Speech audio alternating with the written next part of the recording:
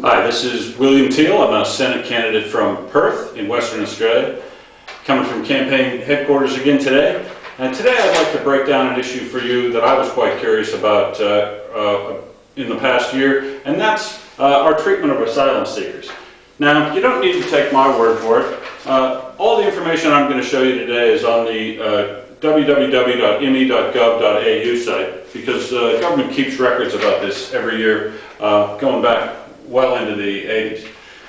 So what I want to show you today is some numbers that I pulled out of that site that I think are indicative of the issues. The first number I'd like to show you is this green line on this graph. This is the total number of migration places that we have per year, that we allow the quota of migrants to come into this country.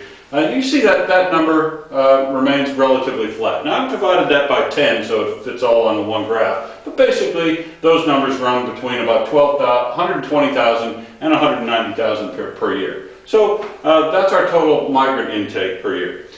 The second number I want to draw your attention to is this blue line. This is the total number of humanitarian visas that are issued every year. And that number has run between 12 and 15,000, but you can see that number is also very flat and hasn't been changing much over the last several years. And note that the total number of humanitarian intake we've got has always remained about 10% or a little less of the total migrants we take in every year.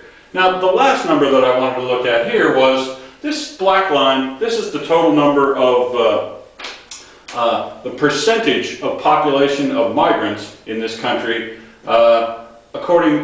versus the entire population. Now that number has run between about 0.6% and 0.8% every year over that period of time. So migrants make up less than 1% of the total population of this country over that period of time. So those numbers, those graphs, that all looks fairly boring. The only number on this graph, a line on this graph that looks very interesting, is this last line, this red line. This is the number of people that we hold in mandatory detention onshore and offshore in the last several years. And the number that's shocking about this is that this number is going up to 6,000, 6,300. This year it's at 11,500. Now that's the only thing that's going out of whack on these graphs, in my opinion. And you want to make sure that you note two things.